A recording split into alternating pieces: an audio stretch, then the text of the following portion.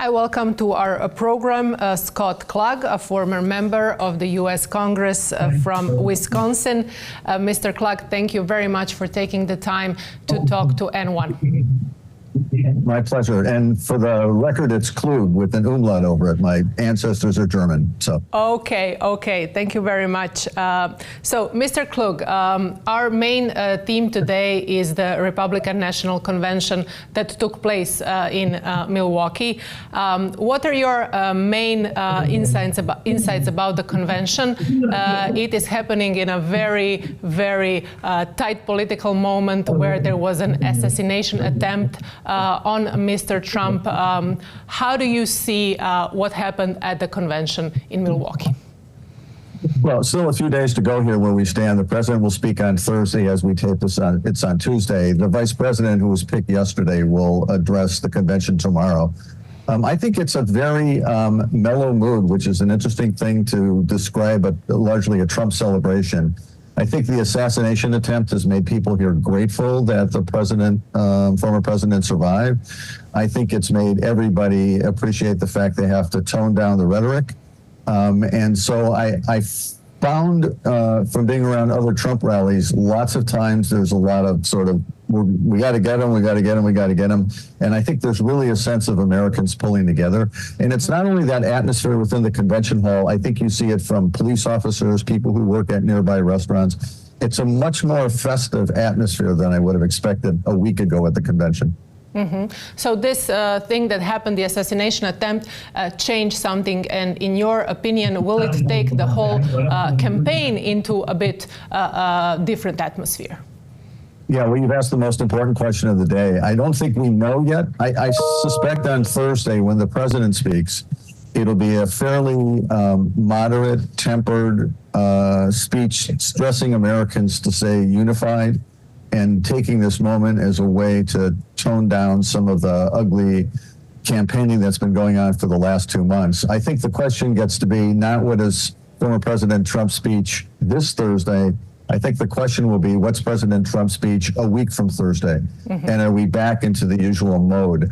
There's an interesting campaign signal, I think, from the president's selection, I should say former President Trump's selection of vice president, because JD Vance from Ohio, of the 3 vice presidential finalists, Marco Rubio, who was a senator from Florida, who's got a great deal of expertise on trade and international affairs, the former governor of North Dakota, Doug Burgum, who's like Mr. Trump, an entrepreneur and a businessman who would have reinforced that area.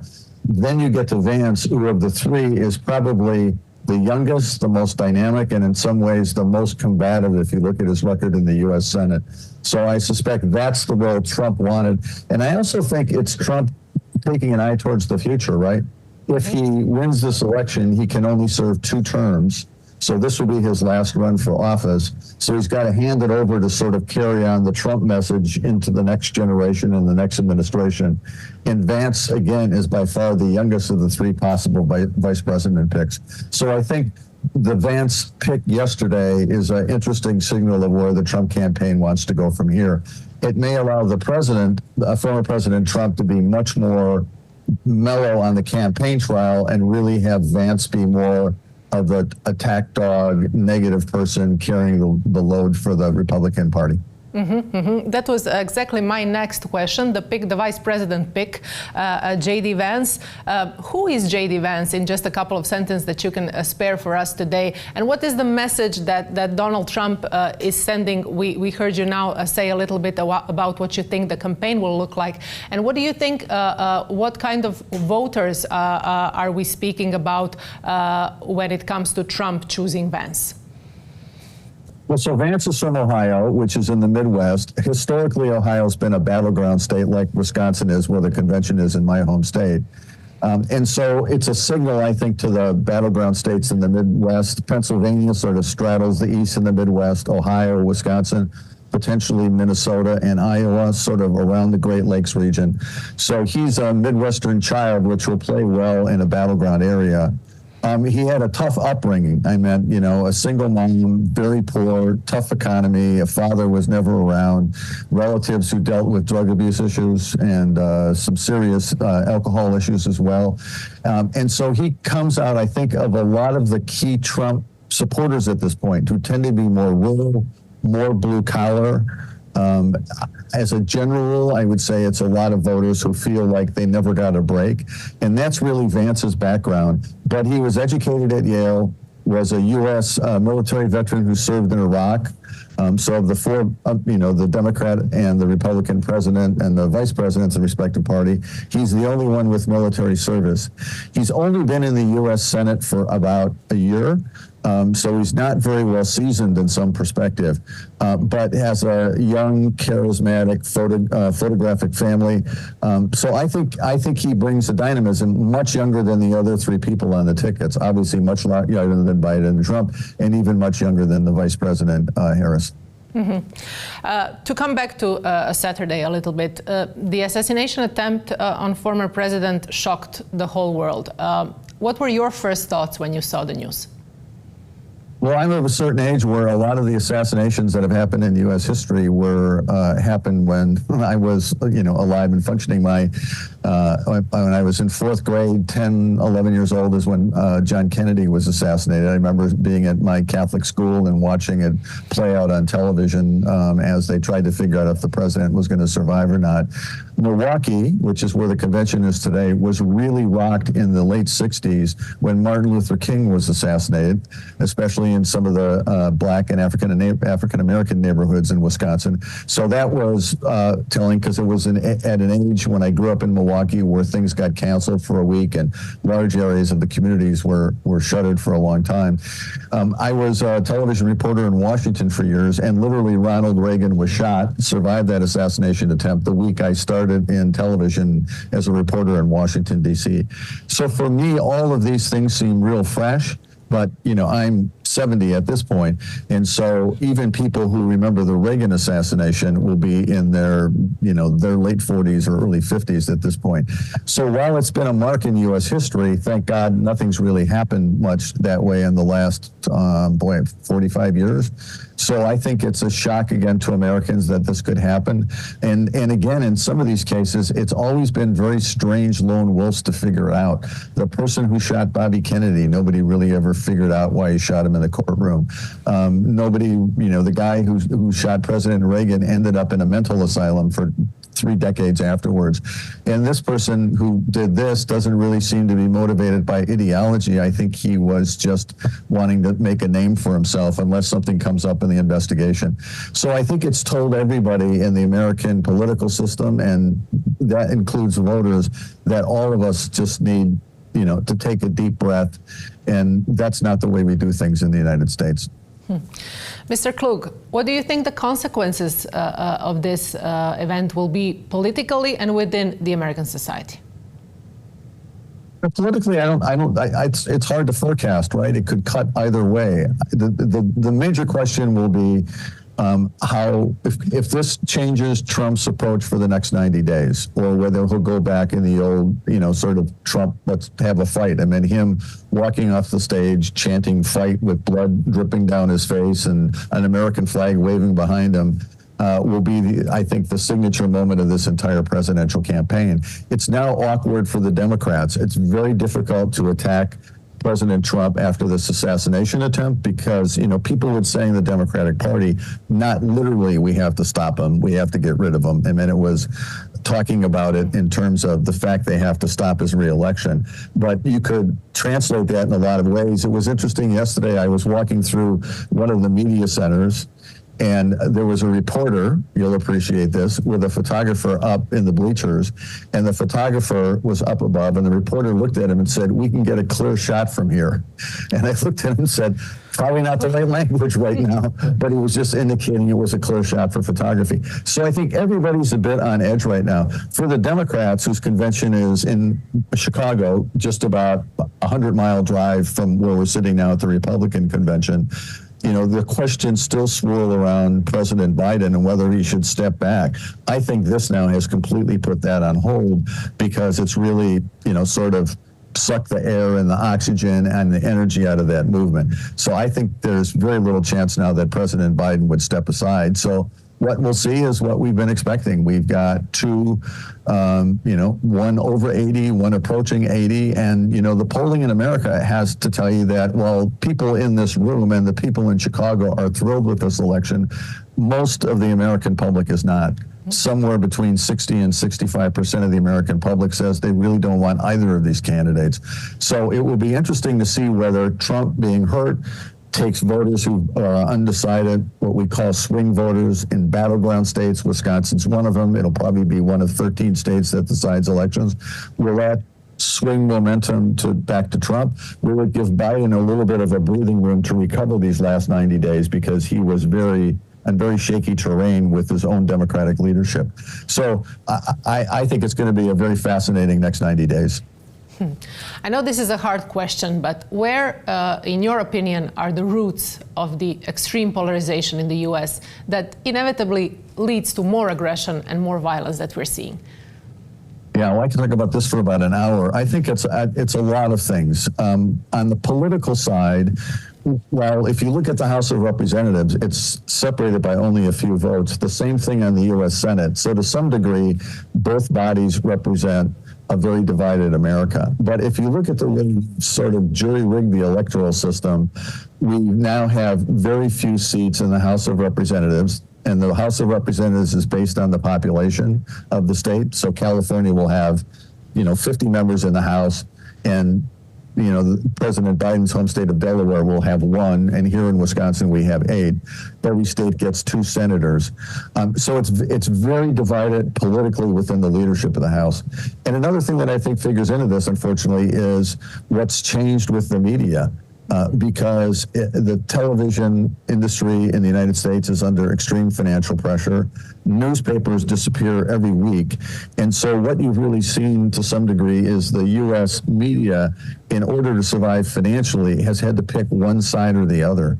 For a long time, there was a sense in the U.S. that papers were supposed to be independent politically. I don't think that's the truth anymore. And so it's become much more like the German press. It's become much more like the press in the U.K., where clearly it's a Republican newspaper or it's a Democratic newspaper. And for cable TV networks, it's become the same thing. So we've got Fox News, which is very right of the center. We have MSNBC, which is very left of the center. And so they really play and harp on these divisions. And then the other thing that's really happened in the country is self-sorted. People who are uncomfortable where they are actually pulling up stakes and moving. So if you live in the West and you're tired of sort of liberal Democratic politics in California, the most likely place you're going to move to is Texas, which is very conservative. If you're unhappy what's going on in the South, which is heavily Republican now, chances are you might move to New York or Boston, which are very Democratic. So the other thing that's going on in American politics is Americans are self-sorting. And so you've got all three of these trends, the way the political parties have made it more difficult for their competition to be competitive in battleground states. The media's not really figured out how to deal with this new world. Social media, which we've never figured out, and we can't figure out Facebook, and now comes AI on top of that. And then finally, just how America's reacting, which is, here's an amazing statistic. 55% of the American people today say they don't want their son or daughter to marry someone who belongs to the other political party. My mom was Catholic, my dad was Lutheran. We had that in my own household. So that's a strange comment on the state of American society at this point. And at some point, a lot of us who are more centrist in the middle, who think we've got to figure out a way to work together in a more collaborative fashion, because you and I disagree, it doesn't mean you're my enemy. It just means that we disagree on a political issue, which is what democracy is based on. But democracy is also based on recognizing the rule of law and recognizing that you have to respect other people's opinions. We had a duel in the early days with the founding fathers. So there's always been it can be extreme passions in the American political system, and we had a civil war over another issue. But what's made us survive at the end of the day is we unite, and I'm hoping after this election, come in December, we'll sort of take a pivot one way or the other and things will calm down. That's my hope. Whether it happens or not is left to be seen. We can't forget about Elon Musk and the X platform, talking about social media and media in the United States, but we don't have time to go also into that. My last question, you argue that the independents will have a big say in the years to come. Why? And why do you call them political orphanages?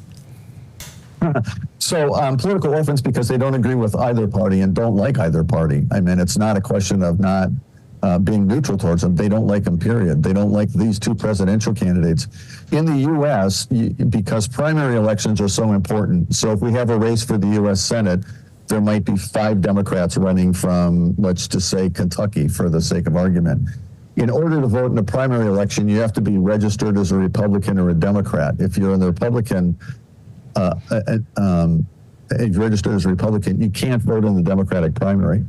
What's happened now in a number of states, in New Hampshire, which is in the far northeast corner near Boston, in the Southwest, in Arizona, and in Nevada, so that's Las Vegas and Phoenix, independents are now the single biggest registration. And so that will be an interesting challenge, I think, for the parties going ahead, because I think more people are breaking to become independent, and they're looking for folks who represent more of the center of the country. I don't think the center of the U.S. political system and where most Americans are has dramatically changed. What's changed is who now represents us in Washington because of the passion of the extremes. That's who votes in primaries, and that's who ends up getting sent to Washington, which sends a signal to the country. And the other thing is because of the death of local newspapers, now all the focus in newspapers, all the focus on local radio is about national news. Politics. And you may remember that the U.S. is a state-based system, and so if you get people discussing what's going on in Milwaukee and Madison, it's a lot different than arguing about what's going on in Washington. Is it possible that one day we will witness a U.S. president who is not a Republican, not a Democrat? It may come to that, and there are some challenges because the two parties have made it difficult for independents to run. But I think people are so ready for a different message that there could be a real chance. We've had 3 strong runs in our history. One, Teddy Roosevelt at the turn of the 20th century, who arguably is one of the most popular American presidents, who decided to run as an independent after he did not get the Republican nomination. George Wallace, who was a governor from Alabama, who really ran in a strong populist campaign. A lot of it you see echoed in Trump supporters and their sort of lunch bucket, blue collar attitude. Let's, we're getting, the short end of the stick. Let's get back. And then Ross Perot, who was, sort of a strange figure, a multi-billionaire who ran, actually challenged people to say he would only run if people got him on the ballots in all 50 states, which they did. And that was when Bill Clinton and George Bush were running in 1992. And with about 3 weeks to go in the campaign, Ross Perot was almost getting 25 to 30% of the vote. But then at the end, as it got closer, people sort of said, well, am I wasting my vote by voting for an independent? And so they split and really went to Clinton and to Bush, but he still got 18% of the popular vote. So I think if you look at those, there's a long tradition in American history. Nobody's been able to put together who had charisma like Teddy Roosevelt had, who had the organization like George Wallace had, or had the wind behind him that Perot did, because a lot of the things he was talking about in the 90s about the U.S. economy and the U.S. deficit was where the American public was really focused. I think we've seen sort of a moment where people just aren't particularly happy, but there's nobody who captured the popular imagination. But I think 4 years from now, there could be a serious independent run for president, depending upon how Joe Biden or Donald Trump does in their second term. Mr. Klug joined us from Milwaukee from the National Republican Convention. Mr. Klug, thank you very much for talking to N1. Thank you. My pleasure.